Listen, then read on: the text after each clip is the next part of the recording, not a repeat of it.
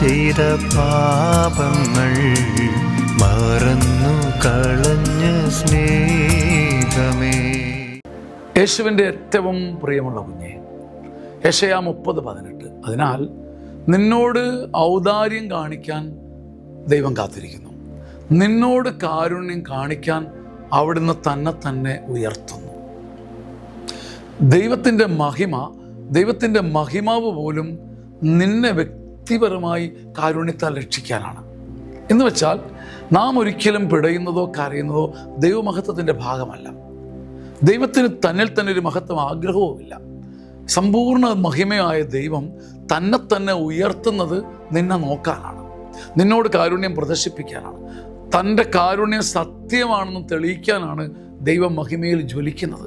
എന്ന് വെച്ചാൽ ദൈവത്തിൻ്റെ അസ്തിത്വം തന്നെ നിനക്ക് വേണ്ടിയാണ്, നിനക്ക് വേണ്ടി മാത്രമാണ്. യെശയ്യാ 30:18 വ്യക്തിപരമായിട്ട് ഈ വചനം സ്വീകരിക്കുക.